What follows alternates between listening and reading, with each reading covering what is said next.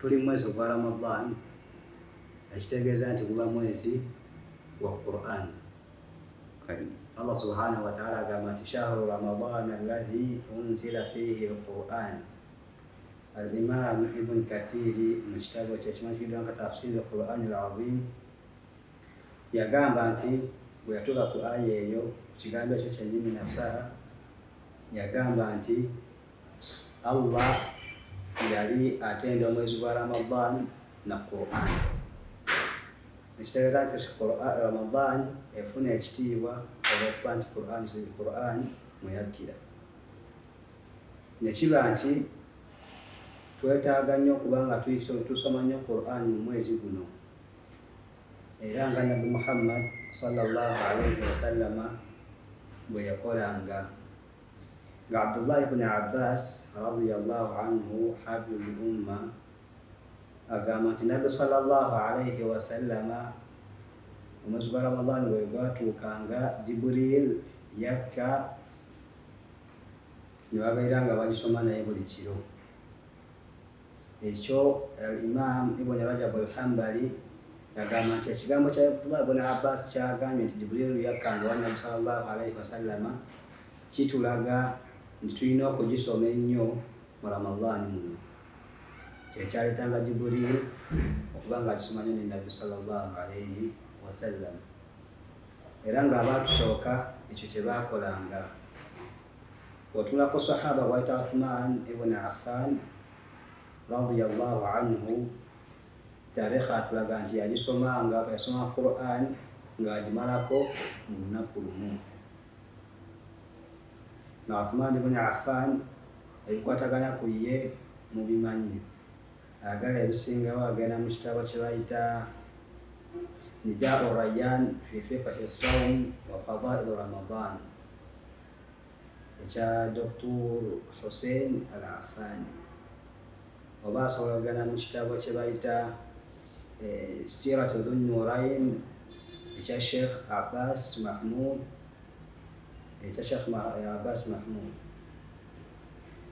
asobola okuba nga afuna embeera ya Uthman ibn Affan yawangaalamu ne Qur'an. Abaatusooka abaabaddirira nabo baakolanga bwe batyo nga batwala ekigambo kya Nabbi Muhammad sallallahu alayhi wa sallama ekya Qur'an okuba nti y'amaanyi y'omwezi guno gwa Ramadan. Qataada rahimahullah yagimalangako buli nnaku 7 yamalangako Qur'an. Al-Imam al-Malik rahimahullah Ramadan bwe yatuukanga yasomanga Qur'an, ebirala byonna duruusu ze ez'enjawulo n'azivaako. N'abalala abalala bangi okuli Sheikh Ibn Taymiyyah n'afaana bwe batyo. N'omulala al-Imam Shafi'i Muhammad ibn Idris al-Shafi'i ye Ramadan bwe yatuukanga yamalanko Qur'an mu mwezi ogwo emirundi 60 marra. Ekyo ekigambo al-Hafidh al-Dhahabi mu kitabo kye kimanyikiddwa nga Siyarul A'lami Nubala yakiteekamu n'akyogera nga agamba nti Nabbi sallallahu alayhi wa sallam, Imam Shafi'i radiyallahu anhu yasoma Qur'an mu mwezi gwa Ramadan emirundi 6.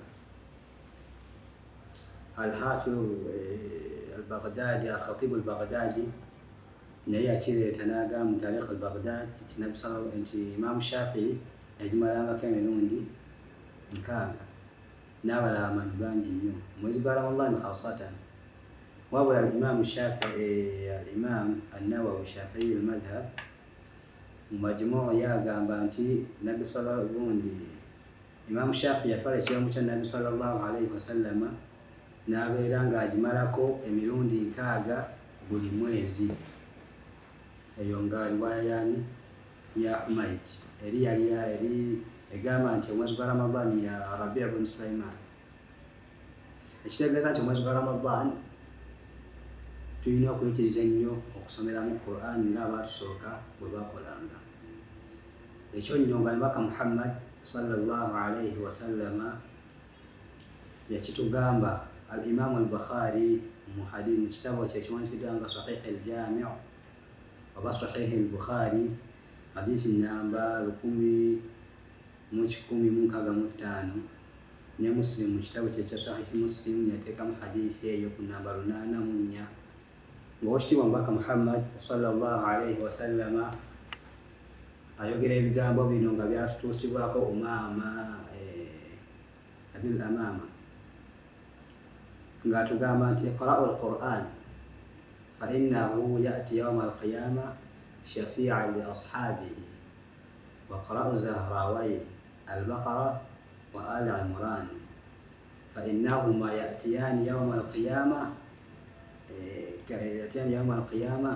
ka'annahuma ghayayatan nga hadithi jaggwera. Ekikulu kyenjagalamu Omubaka Muhammad sallallahu alaihi wasallama yatugamba nti Qur'an mubeere nga mugisoma nnyo, era bano bonna bwe tubadde tulaba mu kusooka awo ekyabakozesa ekyokuteeka hadithi eno mu nkola nga nti iqra'u al-Qur'an, Qur'an mugisome nnyo olw'ensonga zino wammanga. Esooka fa innahu ya'ti yawma al-qiyama shafi'an li ashabihi, egenda kujja ku lunaku lw'enkomerero ng'ewolereza abaagisomanga. Yawma al-qiyama sikugenda kubeerako muwolereza, buli omu agenda kubeera ggulu lwe, wabula Qur'an nabbi agamba nti bw'ogyekwatako egenda kubanga ekuwolereza ku yawma al-qiyama. Tulabye abaatusooka Ramadan bwe batyo bwe baagitambulirangamu ne Qur'an, ekitegeeza nti egimu ku mirimu gy'olina okukola kati kwe kwekwatako ku kitabo ekyo ekya Allah subhanahu wa ta'ala. Wabula mu Qur'an kuliko ebigenderako nga tugenda kulabako kimu kyokka olwaleero kye bayita at-tadabburu, okugifumiitirizaako. Nga oba ogisoma Qur'an naddala mwezi guno ogwa Ramadan olina okuba nga ogifumiitirizaako. Allah agamba nti afala yatadabbaruna al-Qur'an walaw kana min 'indi ghayri llahi lawajadu fihi ikhtilafan kathira. Tebasobola nakukola ki nakufumiitiriza ku Qur'an ate nga singa yali tebawa Allah baalisanzeemu enjawukana z'amaanyi. Ekitegeeza nti Qur'an olina okugisoma nga ogifumiitirizaako olw'ensonga nti bigambo bya Mutonzi, si bya kitonde kyonna. Qur'an abaatusooka baagifumiitirizangako, asookera ddala ye Nabbi Muhammad sallallahu alaihi wasallam. Mu nsonga z'eddiini zonna Nabbi yalina okubeera ekyokulabirako ekisooka. Sahabi ate Abdullah ibn Mas'ud radiyallahu anhu, hadithi Imam Bukhari agireeta, agamba nti Omubaka Muhammad sallallahu alaihi wasallama yamugamba nti nsomeramu. Bwe Mas'ud agamba nti nemugamba aqra alayka ya Rasulallah wa alayka unzil ya Rasulallah ziyadatan minni. Amugamba nti omubaka wa Allah nkusomeremu ate nga Qur'ani yakka ku ggwe. Omubaka Muhammad sallallahu alaihi wasallama namugamba nti uridu an asma'ahu min ghayri, njagala mpulireko ng'omulala yagisoma. Bwe Mas'ud agamba nti nembikula Surat an-Nisa nentandika okugisoma okutuuka bwe natuuka ku aya ya Allah egamba nti aya egamba etya fakaifa idha ji'na min kulli ummatin bishahid wa ji'na bika ala haula'i shahida. Bwe Mas'ud agamba nti bwe natuuka ku aya eyo Nabbi n'agamba hasbuka al-an, mu riwaya hasbuk komawo. Mas'ud agamba nti nagenda okukyuka bwe nti فإذا عيناه تذرفان, ngenda okuntunula mu maaso ge nga gatonyolokoka amaziga. Ekitegeeza nti bwe Mas'ud buli yasomanga Nabbi sallallahu alaihi wasallam Qur'an yagiwanga nnyo tadabbur, okugifumiitirizaako, ekimuleetera okuba nga atonyolokoka amaziga. Ekyokulabirako ekyokufumiitiriza Qur'an ng'ogisoma alina kubeera ya sahaba, kubanga Nabbi agamba nti omulembe gwe gusinga oluvannyuma banaddako n'abanaddako. Sahaba gwayita Umar ibn al-Khattab radiyallahu anhu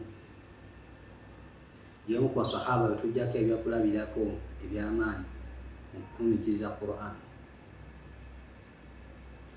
Omar radiyallahu anhu lumu aba atambula, Omar lumu aba atambula n'asanga Qur'an, n'asanga omusajja ng'asaala ng'asoma surati Tur. Omar n'ayimirira n'awuliriza. Agenda kuwulira omusajja ng'asoma aya egamba nti inna adhaaba rabbik lawaqi ma lahu min daafi.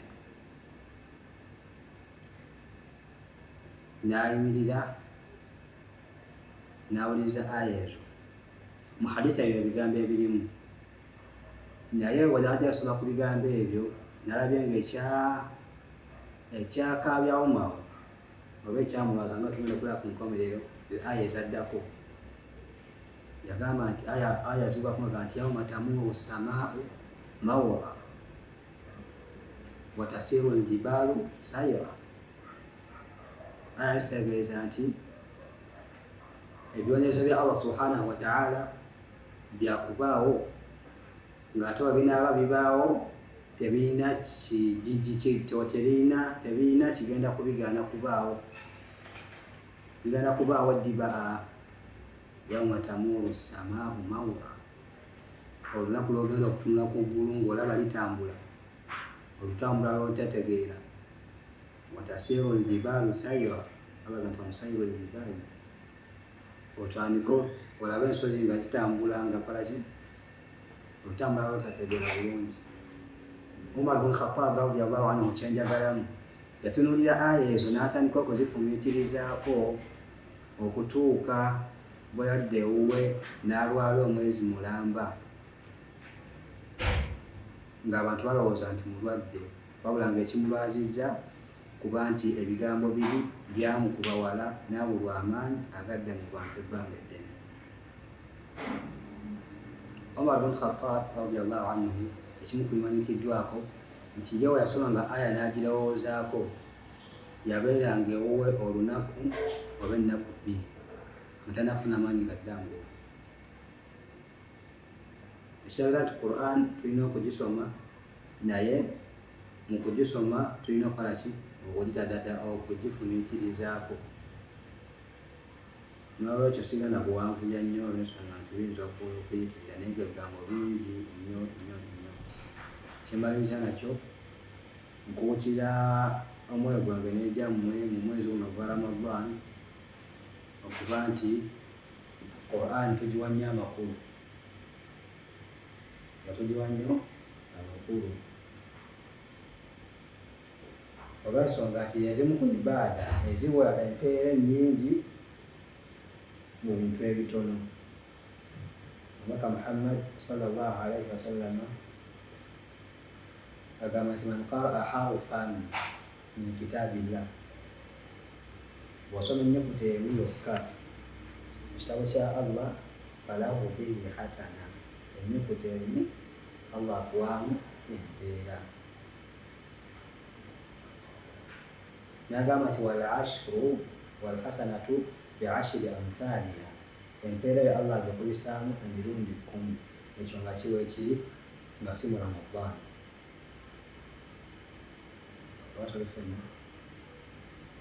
Ekyo nga kiri si mu Ramadan. N'agamba nti mulowooza nti ngamba ntegeeza kigambo oba aya, n'agamba la aqul alif lam mim harf.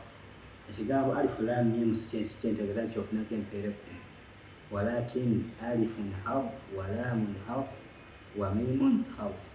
Ekigambo kyo alif lam mim kirina ennyukuta 3 era buli nnyukuta ogifunako empeera 10.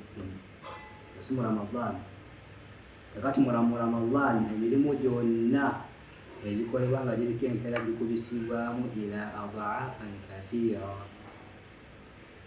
gikubisibwamu empeera emirundi mingi nnyo. N'olw'ensonga eyo nkuutira omwoyo gwange n'egyammwe okubanga egimu ku mirimu gy'oba oteeka by'oba wannyo enkizo omwezi guno kwe kusoma ki? Qur'an. Wassalamu alaikum.